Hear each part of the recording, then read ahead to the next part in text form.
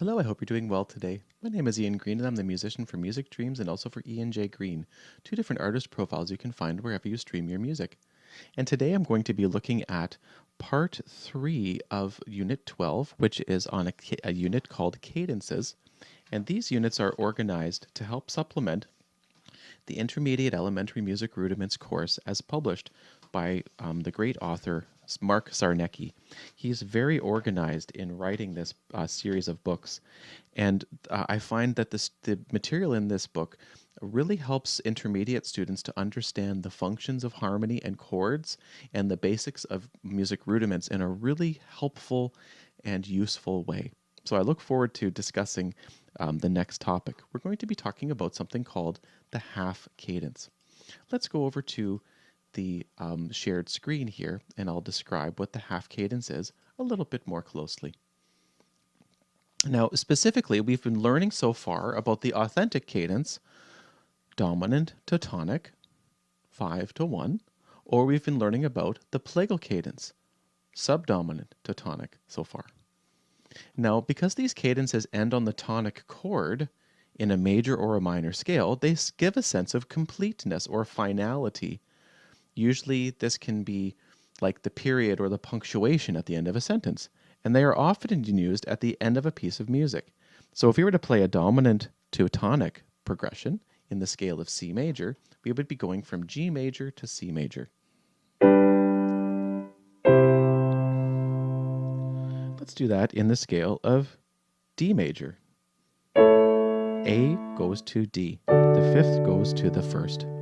Dominant to tonic. Now, the plagal cadence contains the scale degrees 4 subdominant to tonic, or 1.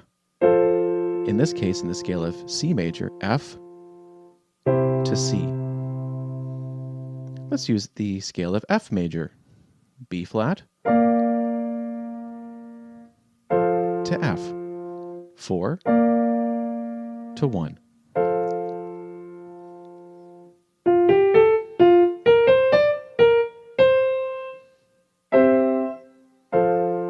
So you can feel how, because the material ends on the tonic note or tonic chord, the cadence that is used, the chord progression of two chords we're speaking of, helps to create that sense of completion, which is really satisfying. It's nice to the musical ear. It's very engaging and enjoyable.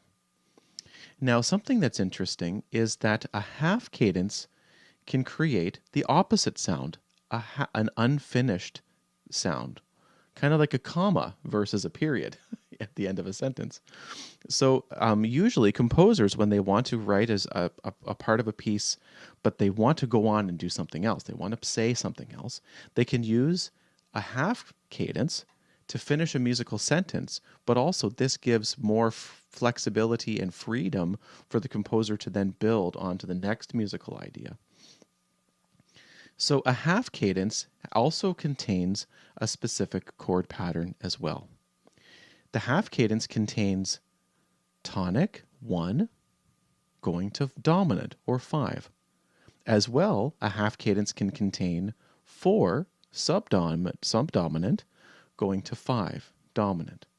So there are two different chord patterns for a half cadence, 1 to 5 or 4 to 5. As we can see here, 1 to 5 or 4 to 5. So when you're looking at a progression, you can see how the types of cadences we are learning in this particular music text use the following chords: the tonic, the subdominant, and the dominant.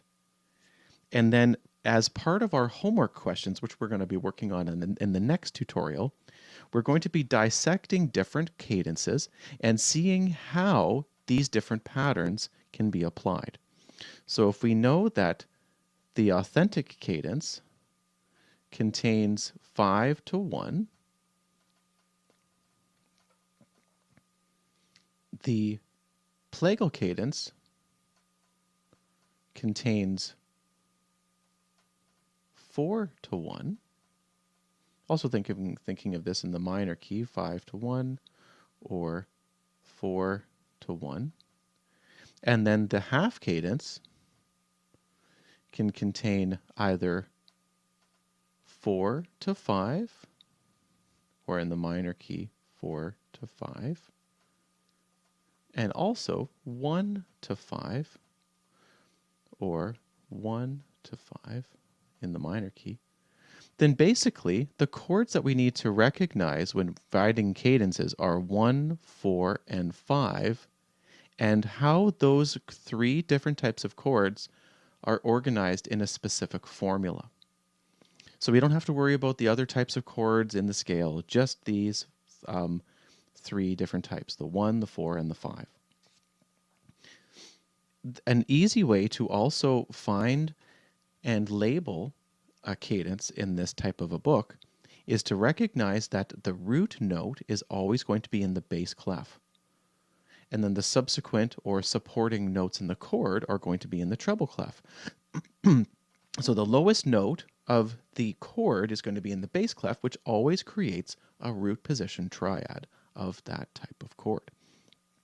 So when we go through some of the homework in the next tutorial, we're going to be using this information that we just discussed here and then finding specific examples of how to decipher the scale of a piece and also the cadence that matches with it while using this information. So I do look forward to seeing you next time for another tutorial as we go in further detail into this interesting topic.